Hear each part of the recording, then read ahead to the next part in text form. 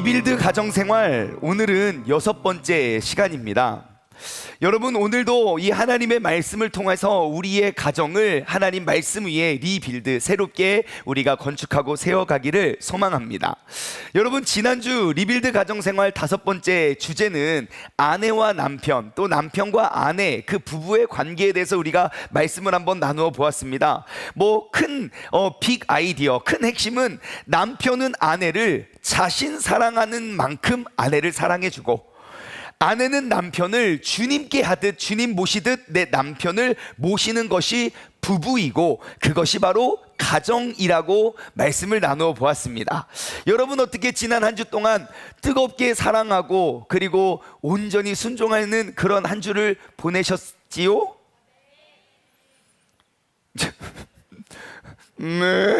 자, 이 타이밍에 우레아 같은 화면이 나와야 되는데, 여러분, 가정의 행복은 그렇게 멀리 있지 않습니다. 정말 영원히 변할 것 같지 않은 이 사람이 정말 그 변화의 시작이, 그 변화가 느껴지는 순간부터 행복은 우리에게 찾아오게 됩니다. 여러분, 성경은 남편은 아내를 자신을 사랑하듯, 자신을 생각하듯 아내를 챙기고 아내를 책임지는 것, 그리고 아내는 남편에게 그냥 그의 잘함과 못함, 그의 훌륭함과 훌륭하지 못함을 떠나서 나의 남편이고 우리 가정의 가장이기 때문에 내가 그에게 순종하고 복종하는 것, 이것이 부부가 마땅히 해야 할 권리임을 말해주고 있습니다. 여러분, 가정에서 누리는 그러한 천국은 어디 멀리 있는 것이 아니라 우리가 죽어야만 누릴 수 있는 것이 아닙니다. 오늘 나의 가정 안에서 그 아름다운 하나님의 나라, 하나님이 도와주시고 하나님이 거하시는 그러한 하나님의 나라를 이루어 갈 수 있는 우리 모두가 되기를 주님의 이름으로 간절히 소망합니다.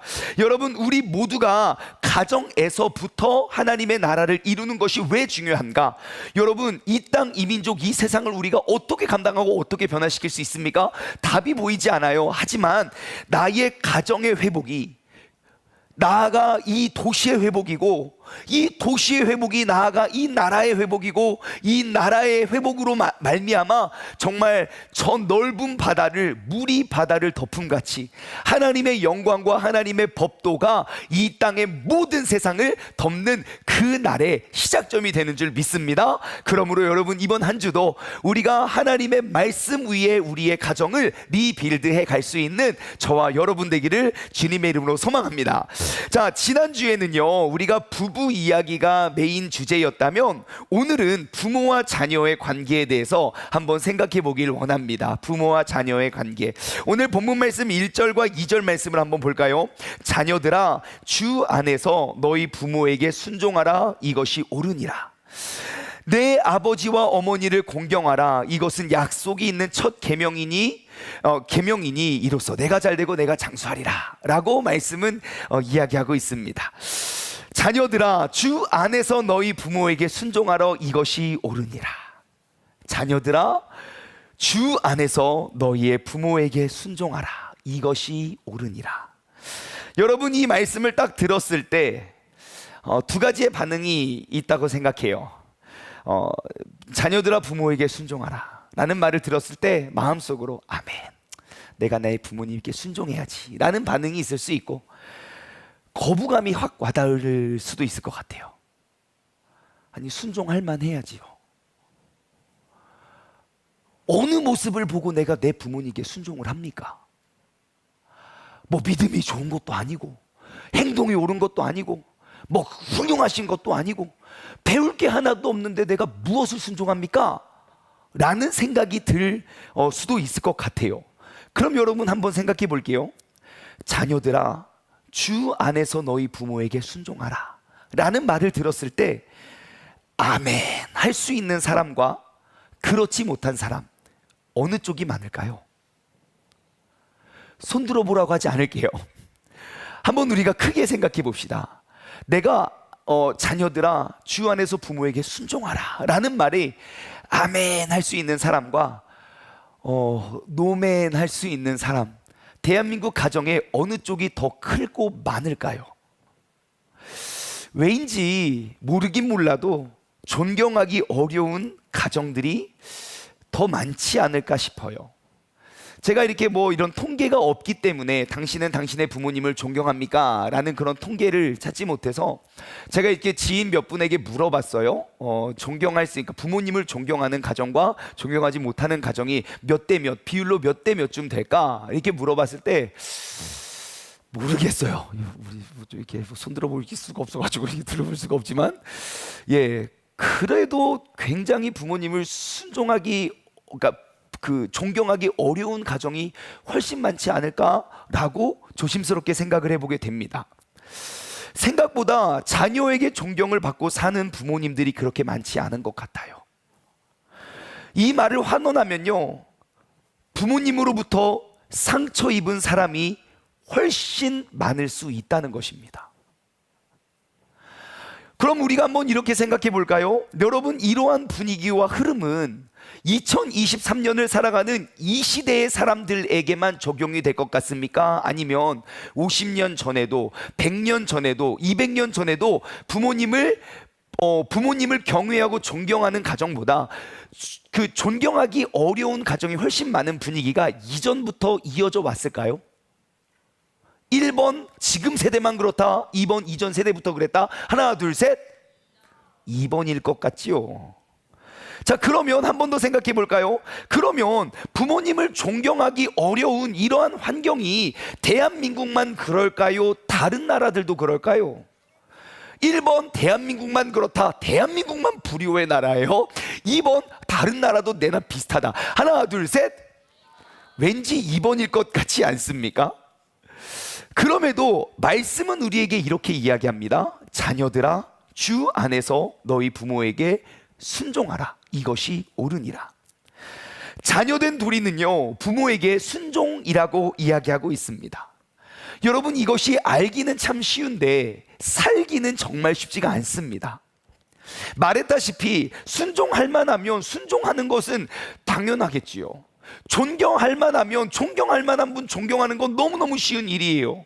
하지만 그 또한 어려운 것이 그 존경의 기준도 다르고, 누구는 작은 일에 잘해서 크게 존경하는 가정도 있고, 크게 잘해도 작은 잘못 때문에 그 큰 것이 다 잊혀지는 가정도 있기 때문에 존경하기가 쉽지가 않은 것 같아요. 또한 내가 부모님께 순종해야지 막 10번, 20번, 100번 다짐했더라도 그 부모님의 그 표정 하나, 그 부모님의 그 따가운 말 한마디, 그것 하나에 내가 굳은 10번, 100번 다짐했던 굳은 그런 다짐이 한순간 무너짐을 우리는 숱하게 경험하게 됩니다. 그래서 부모님께 효도하러 갔다가 되려 싸움만 하고 돌아올 때가 적지 않지요? 뭐 좀 이렇게 전혀 없는 것처럼. 여러분, 그러면 우리가 그 세월이 많이 흘러도 해결되지 않는 그 부모와 자식 간의 그 관계를 우리가 어떻게 회복할 수 있을까요? 오늘 말씀을 통해서 우리가 그 답을 한번 찾아보았으면 좋겠어요. 먼저 우리가 이 순종이라는 단어에 대해서 한번 생각했으면 좋겠어요. 자녀들아, 주 안에서 너희 부모에게 순종하라. 이 순종이라는 단어 안에 한 가지의 답을 발견할 수 있습니다. 여러분, 내가 부모님 외에 내가 누군가에게 순종한다는 것, 그것이 쉬운 일입니까? 어려운 일입니까? 하나 둘 셋, 대답을 하지 않는다는 것은 어렵다고 생각하시는 거죠? 예? 여러분, 그럼 한번 이렇게 생각해 볼게요. 여러분, 내가 내 직속 상관에게 순종하는 게 쉬운 일입니까? 어려운 일입니까? 예? 어려운 일입니까? 아니요, 쉬운 일이죠. 여러분, 순종은 어렵다고 생각하지만 여러분, 순종은 생각보다 되게 쉽습니다. 옆에 무시무시한 우리 자녀와의 관계, 아직 아이들이 어린다면, 우리 교육부 아이들이라면 옆에 몽둥이 하나만 갖다 놓으면 100% 순종합니다. 막 말 안 하고 우리 아이들도 있잖아. 1호기, 2호기, 3호기. 아직까지도 내가 약이 됩니다. 모르겠어. 몇 살 때부터 약이 안 들지. 에이! 이러지 마시죠. 이럴 때가 곧 올 거예요. 분명히 엄마가 에잇 할 때 착! 팔을 딱 잡고 이러시면 안 됩니다. 신고 당합니다. 뭐 그러라니 옳게 될지 모르겠지만 아무튼 우리 아이들을 가리킬 때는요 10번 20번만 해도 순종 안 해요. 되게 순종이 안 되는데요 몽둥이 하나만 들고 오면 즉각 순종합니다. 한 가지를 시키고 5가지를 시키고 10가지를 시켜도 즉각 순종합니다. 생각보다 쉬워요. 여러분 불순종과 불순종함의 동시에 내가 어떠한 큰 어려움과 재앙과 심판을 당하게 된다면 여러분 부모님께 순종 안 할 사람이 어디 있습니까? 아무리 반항하고 불순종해도 어떠한 해가 입혀지지 않으니까 우리가 불순종하는 거죠. 내가 불순종하는 순간 막 코가 길어진다든지 막 피노키오처럼 막 점점 그럼 코 길이를 보면서 아이고 막 놀리고 그럴 거 아니에요. 그러면 계속 순종하겠죠. 그럼 다시 짧아져가지고 그럼 코 작은 사람이 유명해지고 막 훌륭한 사람 아니겠습니까? 그러면 얼마나 순종하기가 쉬워요.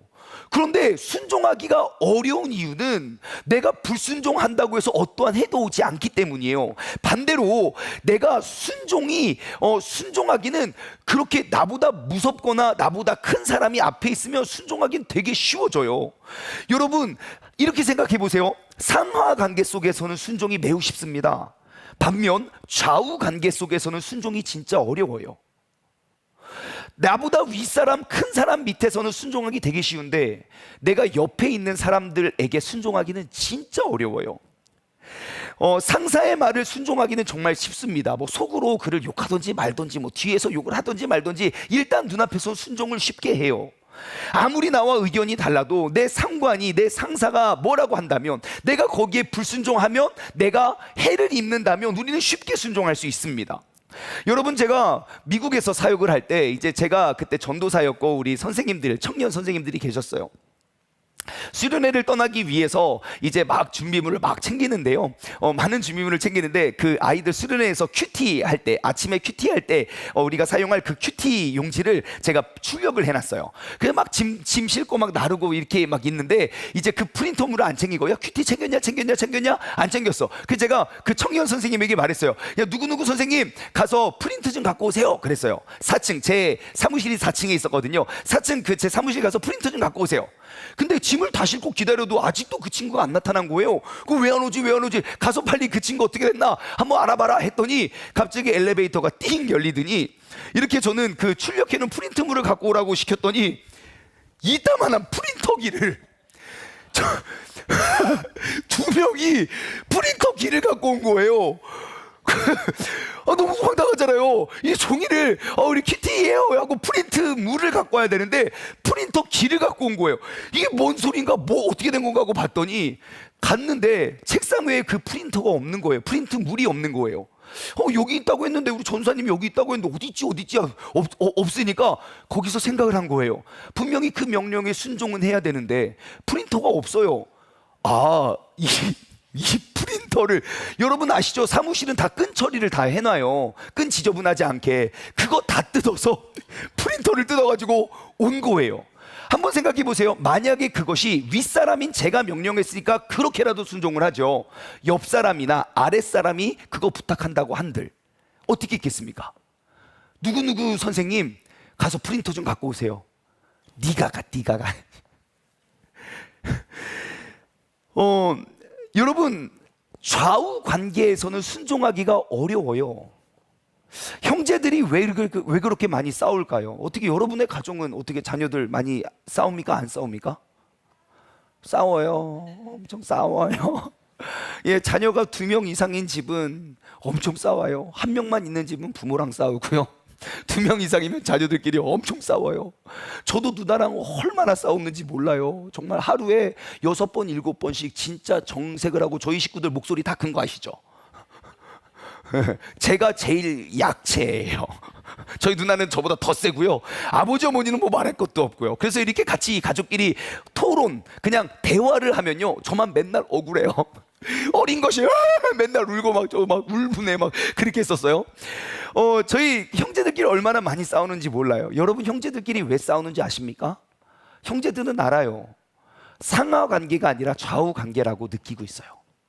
부모가 봤을 때 우리의 자녀는 첫째, 둘째, 셋째가 있으니까 상하 관계이니까 야 동생아 너는 형한테, 너는 오빠한테, 너는 누나한테 말 잘 들어 라고 부모는 생각하지만 자식들은요, 너도 자식 너도 자식, 나도 자식, 쌤 자식. 그러니까 우리는 동등해 라고 해서 그렇게 반항하고 그렇게 싸우는 거지 아닐까 싶어요. 여러분, 우리가 부모님의 말씀에 순종하기 어려운 이유가 무엇일까요? 부모님은 내가 마땅히 모시고 섬겨야 할 나의 윗사람이라고 생각한다면 속으로 어떻게 하든 뒤에서 뭐라고 하든 앞에서는 순종할 것이에요. 근데 어느 순간부터 내 마음속에 그 질서가 깨지는 순간부터 순종은 정말 어려워지게 됩니다. 부모님과 나의 위치를 우리가 잃어버리고 망각하고 살아갈 때가 너무너무 많아요. 자녀들아, 주 안에서 너희 부모에게 순종하라. 이것이 옳으니라.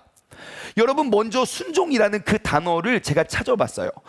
헬라어 원어 성경을 찾아보니까요, 이 순종이라는 단어는 휘파쿠오라는 헬라어 단어로 기록되어 있어요. 근데 이 단어는 두 단어의 합성어예요. 휘포라는 단어와 아쿠오라는 단어.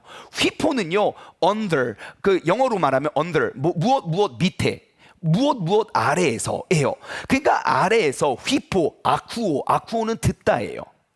그러니까 여기서 말하는 순종이라는 단어는요, 우리가 형제들끼리 순종한다고 하지 않아요. 근데 부모에게는 순종한다고 말해요. 왜냐하면 그 휘포 아쿠오 자체가 우리가 그 아래에서 윗사람의 말을 듣고 경청하고 따르는 것이기 때문입니다. 아래 위치에서 윗사람의 말을 듣고 따르는 것, 그것이 바로 순종인 것이에요. 그러므로 우리의 삶에 순종이라는 단어만 가지고도 우리는 알 수 있어요. 부모님과 나와의 위치가 어디인지. 여러분, 순종은 그 순종이라는 단어 안에 부모와 자녀의 위치를 잘 보여주고 있습니다. 자녀들아, 부모에게 순종하라. 그것은 아래의 위치에서 나의 윗사람의 이야기를 듣고 따르는 것입니다. 여러분이 말씀 속에서 부모님과 나의 위치를 명확히 확립하길 원합니다. 나의 부모님은 언제나 나의 위에 계십니다. 그의 행동이 옳더라도 혹은 그르더라도 그 위치는 바뀌지 않습니다. 그의 삶이 성공적인 삶을 살았더라도 실패한 삶을 살았더라도 그 자녀는 언제나 부모 아래에 있는 존재임을 기억하시기 바랍니다. 부모님과 자녀의 이 위치는 학력과 관련이 없습니다. 재산과도 관련이 없습니다. 어떠한 직업과도 관련이 없습니다. 자녀를 낳아주시고 그 자녀를 사랑으로 길려주신 그 사랑 한 가지만 봐도 여러분, 이 위치는 영원히 바꾸어낼 수가 없습니다. 여러분, 그 위치를 기억하고 회복하는 것이 바로 순종입니다. 우리 옆 사람에게 한번 인사해 줄까요? 부모님은 언제나 나보다 위에 계십니다. 시작. 내가 나의 부모님께 순종하지 못하는 이유, 어쩌면 나는 부모님과 나와의 그 위치를 잃어버렸기 때문일 것입니다. 여러분, 오늘 이 시간 우리가 부모님과 나와의 영원히 변치 않는, 바꿀 수 없는 그 위치를 회복하기를 소망합니다. 여러분, 우리가 부모님께 순종하기 어려운 두 번째 이유는요, 내가 더 옳다고 생각하기 때문이 아닐까 싶어요. 나보다 훌륭한 부모님 밑에서 순종하는 건 어려운 일이 아닙니다. 하지만 내가 생각하기에 내가 더 많이 공부했고, 내가 더 많이 알고, 내가 더 옳은 길을 살아요. 내가 부모님에 대해서 불만이라고 생각했던 모든 것들을 내가 보완해서 산다면 내 마음속에 그 위치를 잃어버려요. 그리고 오히려 내가 생각했던 기준보다 더 옳지 못한 삶을 사는 부모님을 나의 밑에 두고 가르치려고 한다는 것이에요. 여러분, 부모님께 순종하는 것이 무엇을 의미하는 것일까? 여러분, 한번 생각해 보세요. 부모님께서 하시는 말씀을 무조건 따르는 게 순종일까요? 생각보다 나에게 안전하고 좋은 옳은 길을 가르쳐 주는 것보다 오히려 내가, 특히 나는 믿는데 부모님이 믿지 않는 가정이라면 하나님의 뜻을 거스르는 가정이 진짜 많아요. 대표적으로 주일날 여행 가자는 거, 어떻게 예배 드려야 됩니까? 여행 가야 됩니까? 이거 봐요, 어려운 문제라고요. 여러분, 나와 뜻이 다른데, 나와 의견이 다른데 부모님께 순종하라, 이게 무슨 말입니까? 나의 뜻을 무조건 굽혀내는 것이, 그것이 성경이 말하는 순종일까요? 그게 죄를 짓는 일이고 잘못된 일일지라도 무조건 순종하는 것, 그게 맞을까요? 여러분, 이 대목에서 우리는 순종보다 불순종을 선택할 경우가 되게 많아요. 그러다 보니까 신앙생활을 열심히 하면 할수록 그 믿지 않는 부모님과의 갈등의 골이 점점점 커지게 되는 것 같아요. 자, 그렇다면 한번 생각해 볼게요. 부모님께 순종하는 것이 무엇일까? 먼저 말씀이 이야기하는 부모와 자식 간의 그 관계를 한번 생각해 볼게요. 마태복음 7장 9절에서 11절 말씀을 보시면요, 이렇게 기록되어 있어요. 너희 중에 누가 아들이 떡을 달라 하는데 돌을 주며 생선을 달라 하는데 뱀을 줄 사람이 있겠느냐? 너희가 악한 자라도 좋은 것으로 자식에게 줄 알거든 하물며 하늘에 계신 너희 아버지께서 구하는 자에게 좋은 것으로 주지 않겠느냐? 여러분, 모든 부모님은 이 말씀에서 아멘 할 거예요. 내가 못된 거 먹어도, 내가 잘못돼도 내 자식은 잘 되기를 바라는 게 부모의 마음이에요. 그것이 하나님이 그 창조 질서예요. 이것이 바뀔 수가 없어요. 아무리 부모님이 못나고 자식이 잘났다고 해도 자식을 향한 부모님의 사랑과 부모님을 향한 자식의 사랑은 비교할 수가 없습니다. 그 사랑의 크기를. 그렇기 때문에 부모와 자녀의 관계는 무엇입니까? 내 자식에게 무조건 좋은 것을 주고 무조건 잘 되기를 바라는 게 부모의 마음이라는 것이에요. 자, 여러분, 모든 부모님은 자녀가 잘 되길 바랍니다. 그러면 여기에 우리가 이런 생각이 들 수도 있어요. 혹 진심으로 나의 부모님이 내가 잘못되기를 바라는 분이 있다면, 혹시 나의 부모님은 와 진짜 도움도 안 되고 덕도 안 되고 진짜 와 어떻게 자녀한테 이런 말을 하나 라고 싶은 것들이 정말 그들에게, 부모이지만 자녀에게 잘못된 모습들을 보여주신다면, 내가 느끼기에 진짜 부모님은 내가 잘 되기를 바라지 않고 내가 못 되기를 원하는 것 같아 라는 느낌을 받는다면, 여러분 꼭 기억하십시오. 그것은 부모님의 거짓된 모습입니다. 하나님은 사람을 그렇게 창조하지 않으셨어요. 그 말은 무슨 말입니까? 여러분은 그분의 거짓된 모습을 본 거예요.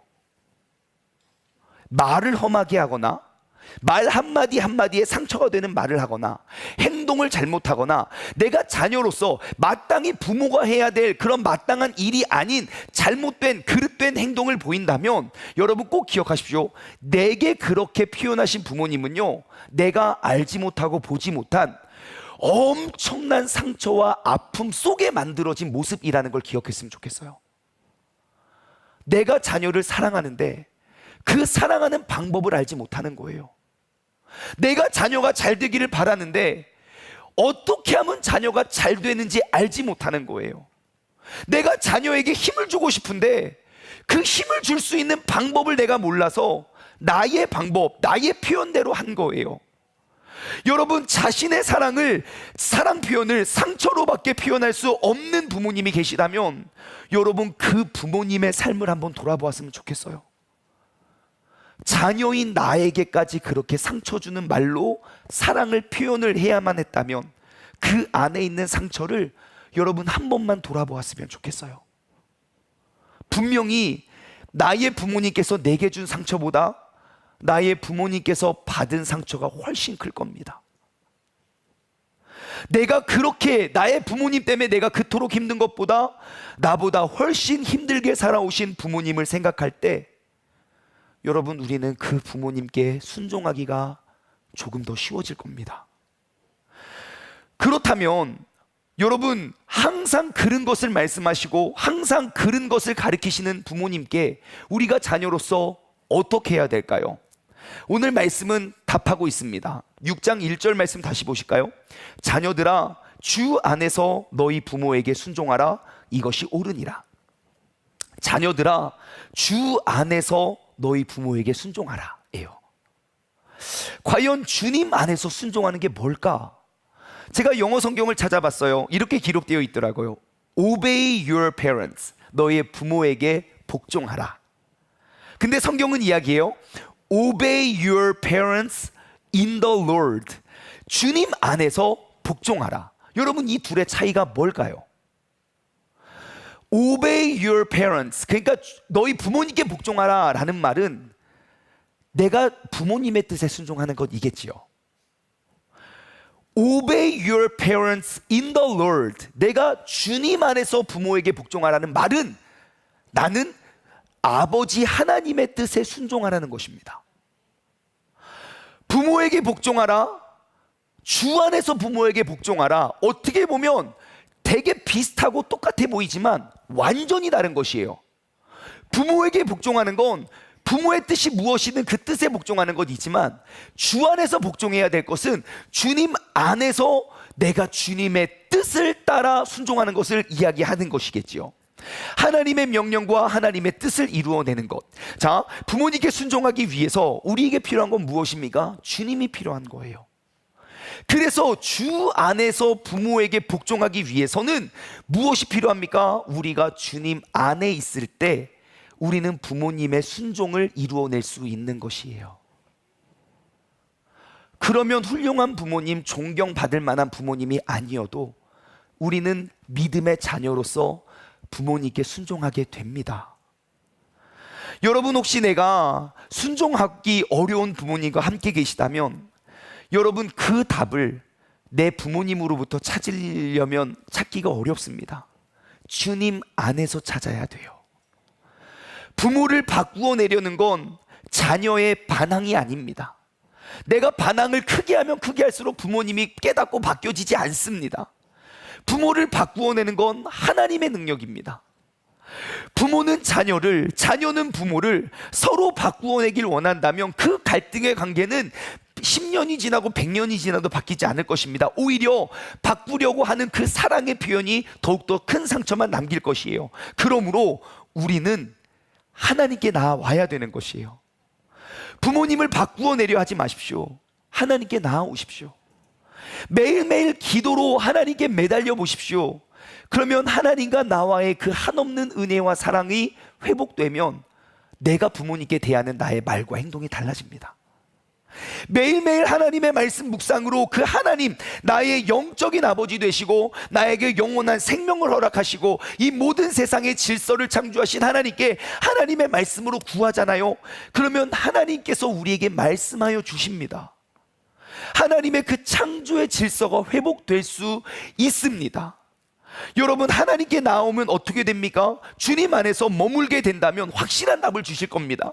부모님을 바꾸어 주시던지 아니면 나를 바꾸어 주실 것입니다. 그렇게 함으로 부모님께 순종하기 위하여 우리가 주님 안에서 답을 찾으시길 바랍니다. 부모님께 순종하기 위해서 하나님과 더욱더 가까워질 수 있는 우리 모두가 되길 주님의 이름으로 소망합니다. 자, 그렇다면 이런 질문을 할 수 있어요. 아니, 그럼 내가 왜 굳이 내 부모님에게 순종해야 됩니까? 이렇게 힘들고 어려운데. 오늘 본문 말씀은요, 우리가 부모에게 순종했을 때 얻어지는 그 열매와 그 열매 결과가 무엇인지를 또 가르쳐주고 있어요.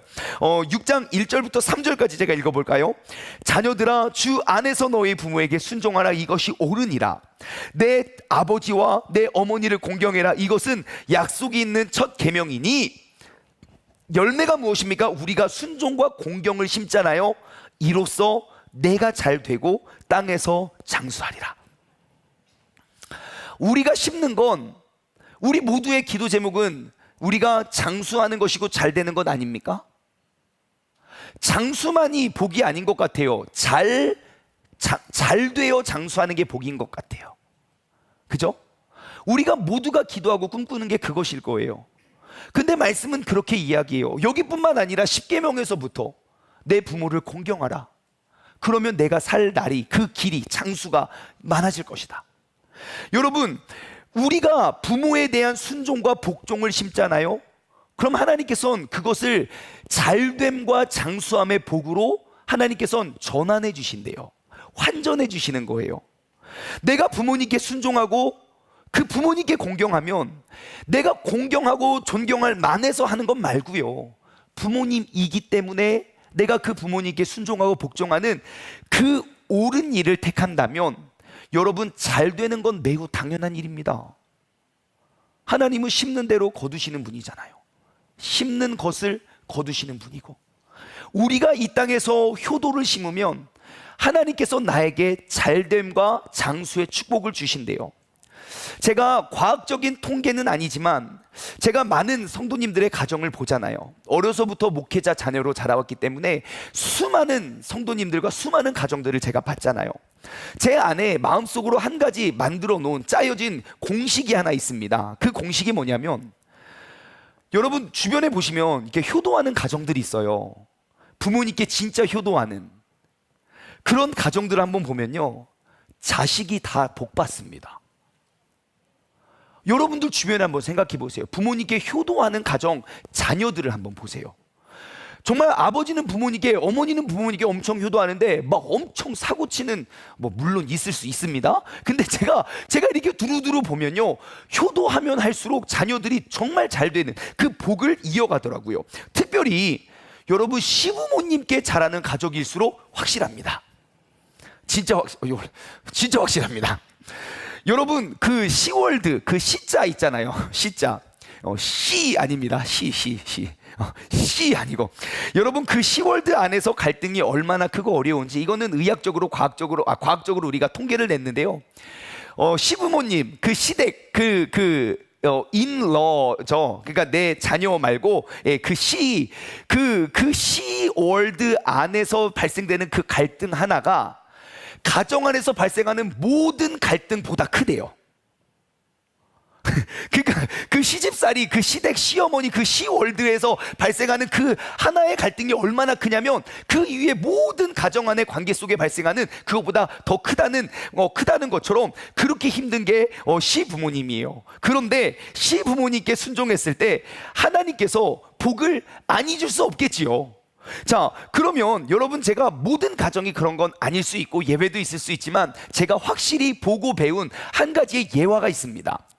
여러분, 저희 할아버지는 군산시 대하면 지경리 키다리 아저씨였습니다. 저희 할아버지는 키가 190cm였어요. 제 기억으로는, 제가 초등학교 때 돌아가셨는데요, 제 기억으로는 저희 집이 이제 기와집이었고 이제 바깥, 그러니까 외부 화장실이 있었던 그런 기와집이었는데, 저희 할아버지는 그 기와집 천장에 머리가 닿으셨어요. 그래서 문 도로록 문지방 열면 문을 고개 숙이고 들어가서 항상 집에서 이렇게 다니셨어요. 항상 지경리의 키다리 아저씨. 저희 할머니는요, 군산시 대하면 지경리의 뚱뚱이 아줌마였어요. 저희 할아버지는 키가 190, 저희 할머니는 몸무게가 90kg가 넘으셨어요. 당시에 지경리에 거주하시는 그 지경리 주민 중에 뚱뚱이 아줌마가 3명이 있었대요. 방앗간집 마누라, 정미소집 마누라, 주조장집, 그 술 만드는 주조장집 마누라. 그 동네 전체에 너무너무 잘 먹고 풍족해서 뚱뚱한 사람 3명 있었는데 그 중에 한 분이 저희 할머니였습니다. 아주 유명한 일화가 있습니다. 저희 할머니가 얼마나 배가 많이 나오시냐면, 키가 되게 작으셨거든요. 배가 얼마나 많이 나오셨냐면요, 저의 막내 삼촌이 늦둥이거든요. 저의 삼촌 출산할 때까지 임신한지 아무도 몰랐대요. 동네 사람이. 보통 5개월이 넘으면 내가 아무리 뚱뚱해도 그래도 배가 앞으로 나오거든요. 근데 우리 할머니는요, 아이를 출산할 때까지, 새댁 언제 임신했어? 놀라운 일화지요.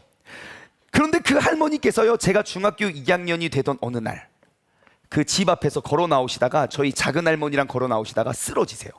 풍으로 쓰러지세요. 그때 저희 작은 할머니가 너무 놀래서 그 무거운 할머니를 짊어지고 한 10여 미터를 막 뛰다가 그때 이제 긴장이 풀리니까 풀썩 주저앉으신 거예요. 힘이 빠져서 너무 무거우니까. 그래서 구급차를 타고 병원에 가셨어요. 결국 의식을 되찾으셨는데 한쪽에 완전한 마비가 오신 거예요. 머리부터. 그러니까 말도 어눌하시고 눈도 깜빡이지 못하시고 모든 한쪽 마비가, 신경이 완전 죽으신 거예요. 그래서 마비가 되다 보니까 앉을 수가 없는 거예요. 왜냐하면 양쪽 신경이 있어야 앉아 있는데 한쪽으로 계속 쓰러지시는 거예요. 그리고 몸이 너무 비대하고 무거우니까 그걸 어떻게 잡아줄 수도 없는 거예요. 그래서 이제 처음에 병원에 입원했잖아요. 예, 원광대학교 병원에 입원을 했는데, 우리 할머니 성격이 얼마나 뭐라고 해야 되나, 아무튼 얼마나 이게 뭐라고 표현해도 좋은 단어가 생각이 안 나네요. 얼마나 시원시원하신지. 예? 남 욕을 겉으로 다 하세요. 속으로 안 하시고 겉으로. 간호사들한테 얼마나 쌍욕을 했는지, 2년이다 죽이네, 2년이다 죽이네. 말도 어눌하신데 2년 전년 고년하다가 병원에서 강제 퇴원 당하십니다. 더 이상 우리 사람 감당하기 어렵다. 그래서 저희 그 당시만 해도 제가 중학교 2학년 때니까 이제 저희 요양원이 그렇게 잘 돼 있지 않았을 때예요. 그래서 저희 할머니께서 입원하실 수 있는 대전에 한 병원이 있었어요. 입원을 받아주겠다는 병원이 딱 한 곳이 있었는데, 그때만 해도 저희 가정이 그렇게 병원비를 매년 돌아가실 때까지 병원비를 낼 수 있는 환경도 아니고, 우리 형제들을 쭉, 저희 아버지 형제들을 쭉 보아하니 저희 할머니를, 그 뚱뚱한 할머니를 모실 수 있는 사람이 없었어요. 그래서 저희 어머니께서 딱 보고 이래도 저래도 계산이 안 되니까 그럼 내가 모시겠다. 그래서 그 뚱뚱이 할머니를 제가 중학교 2학년 때 저희 집으로 모시고 옵니다. 1년 동안 저희 어머니께서, 저희 누나하고 어머니께서 1년 동안 할머니 똥오줌을 받아내시는데, 세상에 제가 그때 알았어요. 우리가 이 뚱뚱한 있잖아요. 그게 진짜 다 똥이에요. 여러분 자녀들 길러보셨죠? 하루에 3똥, 4똥, 하루에 똥 3-4번씩만 싸도 얼마나 귀찮고 짜증나고 막, 또 싸! 한 번에 몰았어! 우리가 엄청 애들 협박하고 막 기저귀 집어 던지고 그러지 않습니까? 그리고 그 애기 우유만 먹는데 똥 냄새가 왜 이렇게 지독합니까? 근데 할머니가 그 모든 것들이 뱃속에 담겨져 있는 것이 쏟아져 나오는데, 매일매일 하루에 5똥은 기본이에요. 5번 이상 매일매일 똥을 싸는데 기저귀를 채워놨잖아요. 와, 그 양이. 호호. 근데 저희 할머니가 마비가 한쪽만 오셨잖아요. 양쪽에 마비 오시면 우리가 치워드리면 돼요. 근데 똥을 쌌는데 찝찝하니까 그 불편한 손으로 그걸 다 꺼내는 거죠. 그렇게 하루에 5번, 6번씩 맨날 그래요. 저희 어머니께서요, 그때는 말 안 했어요. 힘들 때는. 근데 근래에 말씀해 주시더라고요. 그 할머니의 몸무게가, 내가 느꼈을 때 할머니가 누워있다가 얹히는데 그게 이제 거의 90kg가 넘잖아요. 100kg라고 치면 그 할머니를 샤워시킬 때는 200kg, 300kg의 무게였대요. 저는 아들이라고, 그때 사춘기 때라고 저 샤워하고 기저귀 가는 거 저 안 시켜주셨어요. 감사한 건지. 저희 누나하고 어머니하고 간병인 한 명 없이 매일 그렇게 1년여 동안 저희 집에 머무시는데 욕창 한 번도 안 났어요. 매일 닦고 또 이렇게 세우고 기저귀 갈고 치우고. 그렇게 누워만 계시다가 얼마나 심심합니까? 또 우리 할머니 어떻게 아파서 누워 계시면 성격이 하나님께서 막 새로운 사람으로 만들어 주시죠? 그렇지 않아요. 그 성격 어디 가겠습니까? 그러니까 좋은 말을 안 해요. 저희 할머니가 저희 어머니를 부를 때 선수가 라고 부른 적이 없어요. 맨날 은혜야 그래요. 은혜야. 그러다가 뭔가 미안해지잖아요. 그러니까 은혜야 라고 말하기 미안하니까 충만아 충만아 그래요. 그러다가 더 큰 잘못하잖아요. 할머니 왜 그랬어, 어머니 왜 그랬어, 그러면 민망하잖아요. 그러면 매누라 매누라 그랬어요. 그리고 항상 누워만 계시니까 저희가 이제 집에 딱 들어오잖아요. 그 집 문 여는 삐삐삐삐삐 집 문 여는 소리가 나면 그 방에서 들려와요. 가만히 계시다가 문 열리는 소리가 들리면 나 죽네 나 죽네. 그러니까 내가 죽을 것 같으니까 빨리 와달라 이거예요. 나 죽네. 아직도 기억이 생생해요. 집에만 딱 들어가면 나 죽네 나 죽네. 그렇게 1년을 계셨어요. 그런데 너무너무 힘든 건 뭐냐면, 그렇게 작은 방 한켠에서 그렇게 고생하면서 시어머니를 모시는데 그걸 누가 알아줍니까? 남편이 매일매일 집에 와서 막 마누라 마사지 해주고 막 고마워 여보 최고야 진짜 짱이야. 그렇게 훌륭한 남편이 있으면 나와보라고 해보십시오. 대한민국에 아무도 없습니다. 예? 10마디 100마디 참다가 한마디 쓴소리해요. 왜냐면 모두가 힘드니까요. 남편에게도 인정 못 받아, 자식에게는 뭐라고 했습니까? 저희가 역시 어머니는 훌륭하십니다. 시어머니를 보시는, 그렇게 훌륭한 자식이 있으면 데리고 와보세요. 그렇지 않죠. 아무도 인정해 주지 않고 보상받지 못하는 그런 어려움 속에 너무너무 지치고 힘들어서 할머니가 그 방에 들어가기만 하면 또 욕하고 또 막 나중내 하고, 그 만만한 게 며느리니까 맨날 그 며느리한테 욕을 하는 거예요. 그러다가 저희 어머니가 너무 지쳐서 할머니한테 이걸 가르쳐 줬대요. 어머니, 저 이렇게 어머니 모시는 거 공짜로 해주는 거 아니에요. 어머니 나한테 미안하고 고마우면 그때마다 축복기도 해주세요. 엄마한테 그렇게 말해준 거예요. 그러니까 선수가라고 이름도 못 불렀다니까요. 그 막 자존심 때문에 맨날 은혜야 충만아 뭐 그랬는데, 그때부터 할머니가 기도해 주시는 거예요. 하나님, 똑같이 맨날 기도의 내용은 똑같아요. 바뀌지 않아요.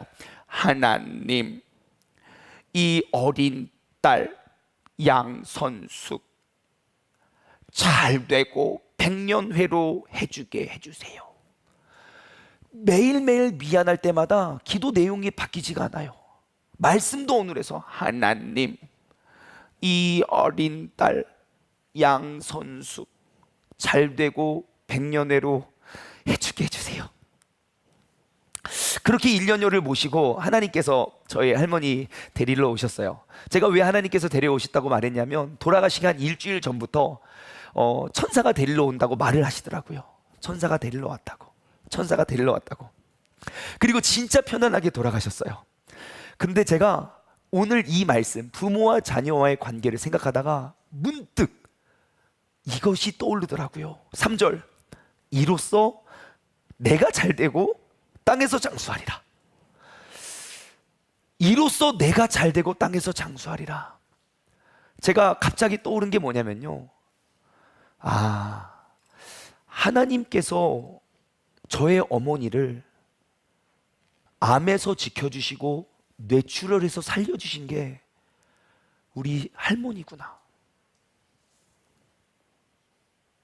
모든 가족이 그렇진 않아요. 물론 예외도 있고 상황이 달라요.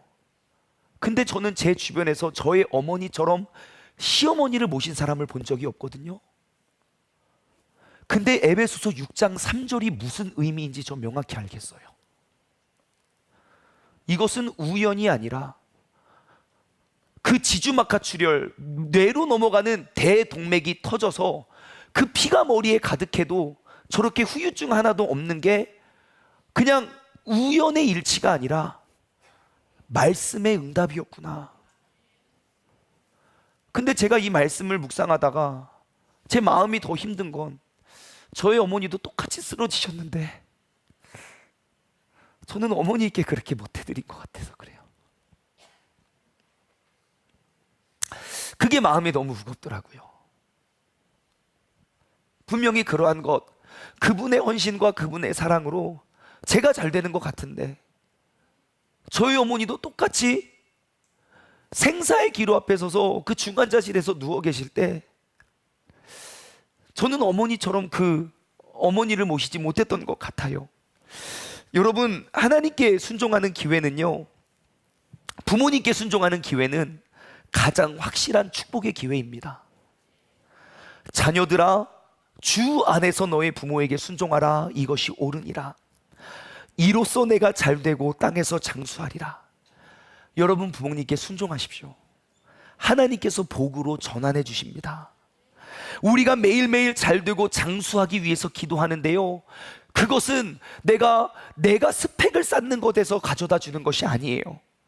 잘되고 장수하는 가장 확실한 길은 내가 순종하기 어려운 부모일수록 그 부모님께 대하는 것을 내가 주님께 대하듯 부모님께 섬기는 일입니다.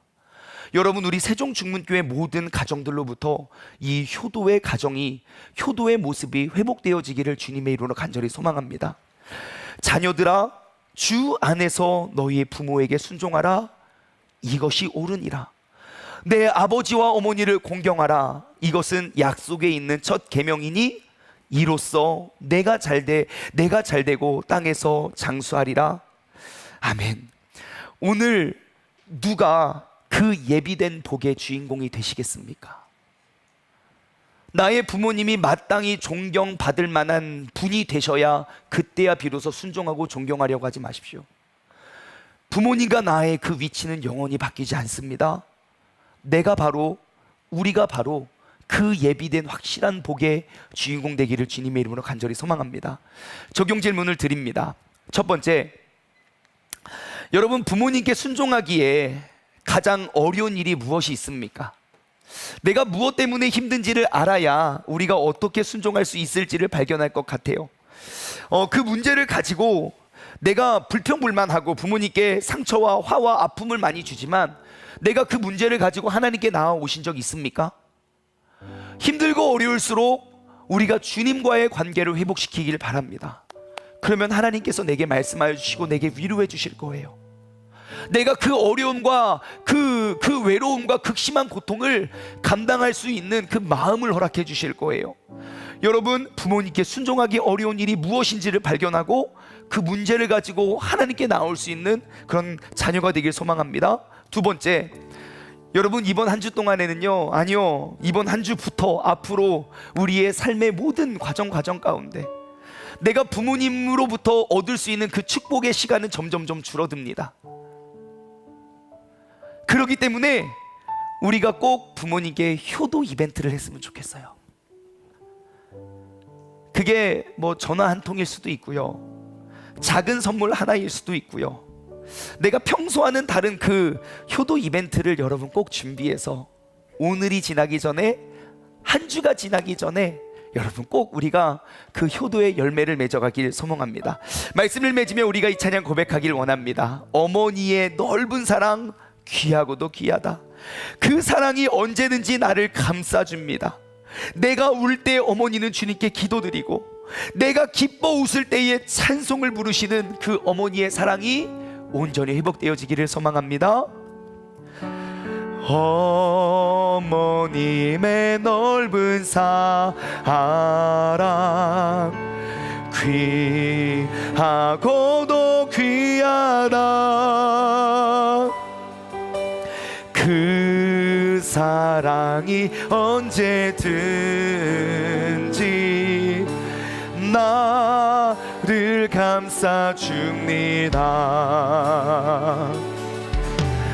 내가 울 때 어머니는 주께 기도드리고, 내가 기뻐 웃을 때에 찬송 부르십니다. 아침 저녁 읽으시 어머님의 성경책,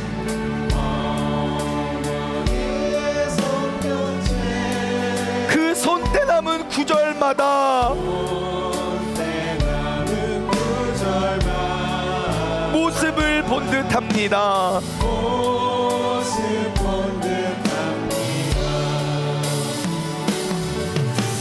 믿는 자는 누구든지 평생 하늘 얻으리.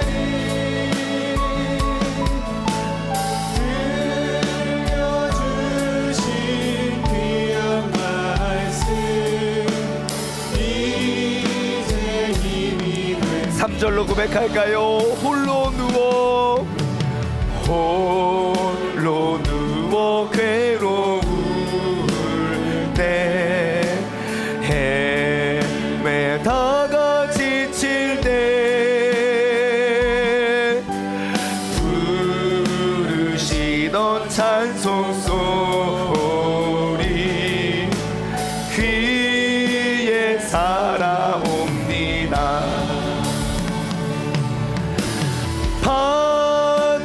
반석에서 샘물 나고 황무지에 꽃 피니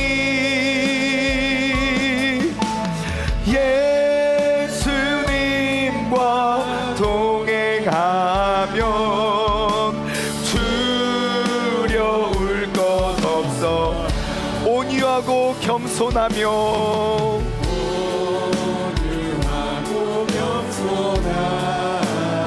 올바르고 굳세게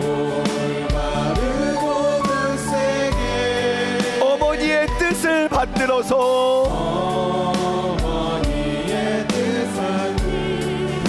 보람있게 살겠습니다.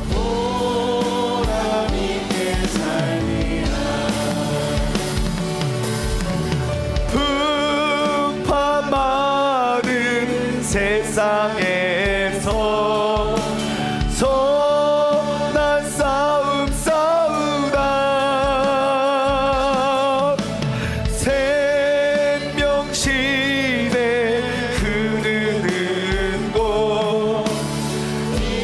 다 같이 주님의 이름을 한 번 부르짖고 우리의 부모님을 위해 기도하며 나아가겠습니다. 주여, 하나님 아버지, 내가 주님 안에서 우리의 부모님께 순종하는 것이, 아버지 하나님, 내가 아버지와 어머니를 공경하는 것이 이 땅에 우리에게 주어진 약속이 있는 첫 번째 계명이고, 하나님, 그것이 우리에게 옳은 일입니다. 하나님, 이것을 통해서 내가 잘되고 이것을 통해서 내가 장수하는 것인데, 하나님, 오늘날 내가 부모와 자녀의 질서가 깨져버렸습니다. 부모님이 몸이 불편하시면 나는 요양원에 보내는 게 최고의 효도라고 생각하고, 가는 것조차 귀찮아하고 연락드리는 것조차 피곤해하는 아버지의 불효자를 주님께서 용서하여 주시고, 아버지 하나님, 그 부모와 자녀 간의 그 관계가 아버지 하나님 온전히 회복될 수 있는 우리 모두가 되게 하여 주시옵소서. 아버지 하나님, 하나님께서 예비하신 그 약속의 축복의 말씀이 아버지 하나님 나에게 심겨지고, 그것이 장수함의 축복이고, 아버지, 그것이 잘됨의 축복이라면, 아버지 하나님, 우리가 주님께서 예비하신 그 축복을 우리가 이루고 누리며 나아갈 수 있는 믿음의 자녀들 되게 하여 주시옵소서. 우리의 가정에서 효도가 회복되어지기를 소망합니다. 우리의 가정에서 부모와 자녀의 위치가 회복되어지기를 원합니다. 주님께서 역사하여 주시고, 주님께서 함께하여 주시고, 주님께서 인도하여 주시사, 아버지 하나님의 크신 능력을, 주님께서 예비하신 그 축복을 우리가 이루게 하여 주시옵소서. 아버지 하나님, 주님께서 함께하심을 우리가 바라보며 나아가게 하여 주옵소서. 주님께서 인도하여 주옵소서. 하나님 아버지, 감사합니다. 우리는 매주 하나님의 말씀으로 우리의 삶을 회복하기를 소망하는 사람들입니다. 하나님, 하나님께서 그 자녀에게 정말 너가 잘되고 장수함이, 우리 모두가 꿈꾸고 바라고 기도하는 잘됨과 장수함의 그 은혜를 우리는 늘 주님 앞에 간구합니다. 그리고 하나님께서는 그 방법이 무엇인지를 우리에게 명확히 알려주고 계십니다. 자녀들아, 주 안에서 너희의 부모에게 순종하라. 이것이 옳으니라. 내 부모를 공경하고 순종하는 것이 잘됨과 장수의 가장 확실한 방법인데, 우리의 가정은 어느덧 그 질서와 그 방법을 깨뜨려 버린 채, 하나님의 말씀은 잊혀진 채, 내가 생각하는 잘됨과 내 건강 챙기기 위해서 우리가 얼마나 많은 노력을 하는지 모릅니다. 나의 부모님의 건강을 잃어버리시면 우리는 그 부모님께 해드릴 수 있는 최고의 효도는 무엇인지를 그냥 병원에 모시고 그냥 관심도 갖지 않고 한 번씩 찾아가는 것이 너무 귀찮은 일이 되어버렸고, 내가 장수하고 내가 잘되기 위해서 우리의 부모님을 잃어버린 이 잘못된 세상을 주님께서 불쌍히 여기시고, 하나님, 우리의 가정에서부터, 우리 세종충문교회에서부터 하나님께서 창조하신 그 부모와 자녀와의 관계가 올바로 회복되어 하나님의 말씀 위에 우리의 가정을 다시 한번 리빌드해 나갈 수 있는 우리 모두가 되게 하여 주시옵소서. 이제는 우리 주 예수 그리스도의 은혜와 아버지 하나님의 무한하신 사랑하심과 성령님의 교통하심이, 하나님의 말씀, 주님께서 세워주신 창조의 질서대로 우리의 가정을 온전히 회복하길 소망하는 사랑하는 우리 세종중문 가족들 머리 위에, 이 시간 영상을 통해 예배드리는 모든 성도님들 머리 위에 이제로부터 영원토록 함께 하시길 간절히 축원하옵나이다. 아멘.